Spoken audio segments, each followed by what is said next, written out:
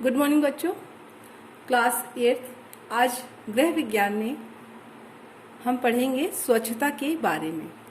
स्वच्छता बच्चों, स्वच्छता किसे कहते हैं?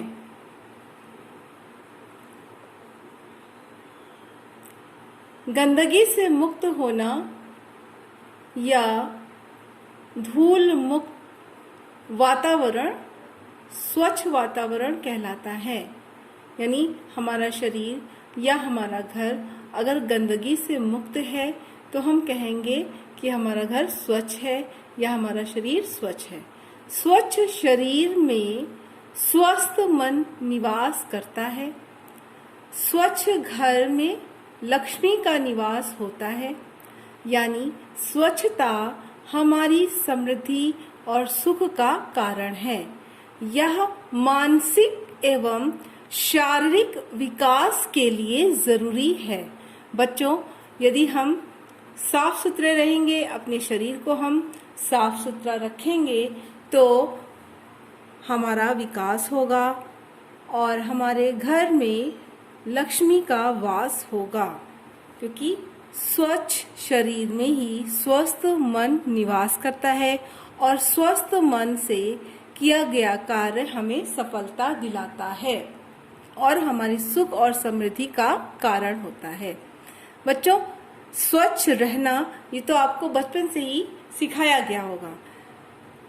इसका हमारे शरीर के लिए, हमारे घर के लिए क्या महत्व है?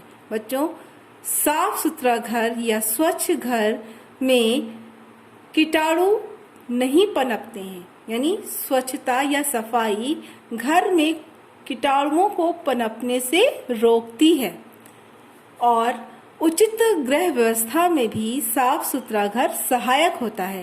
यानी हर चीज साफ सुथरे ढंग से, व्यवस्थित ढंग से अपने स्थान पर यदि रखी है तो हमें कार्य करने में सुविधा रहती है और हमारा मन कार्य में लगता है, जो जीवन स्तर को ऊंचा बनाता है। इसके अतिरिक्त बच्चों, साफ सुथरा घर अतिथि के आकर्षक का केंद्र बनता है। यानी समाज में आपको प्रतिष्ठा दिलाता है। अगर कोई मेहमान आ जाए और आपका घर साफ सुथरा है तो घर से मेहमान वापस जाकर आपके घर की, आपके लोगों की, आपकी तारीफ करते हैं।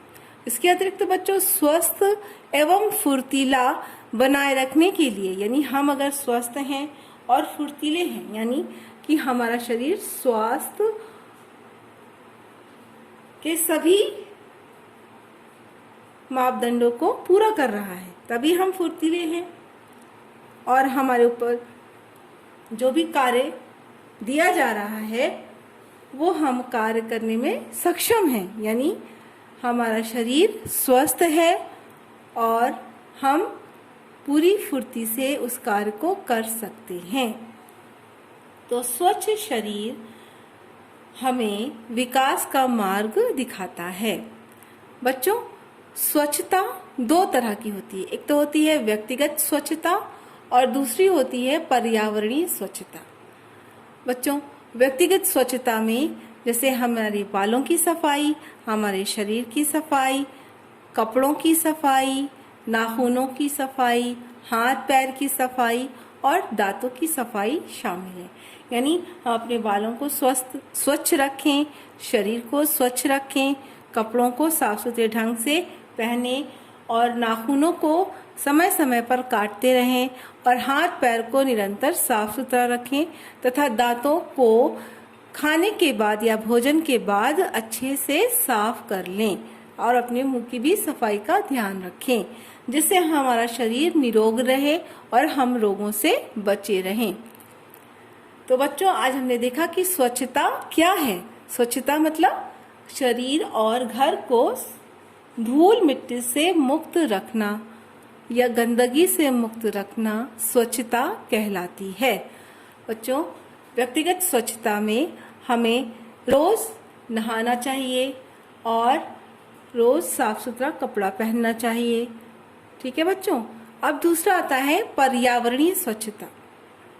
पर्यावरणीय स्वच्छता यानी पर्यावरण की स्वच्छता। हमारे आसपास का जो वातावरण है वो साफ सुथरा होना चाहिए, अन्यथा हमारा शरीर रोगी हो जाएगा। जैसे घरों के आसपास या चारों तरफ का जो वातावरण है वो साफ सुथरा होना चाहिए।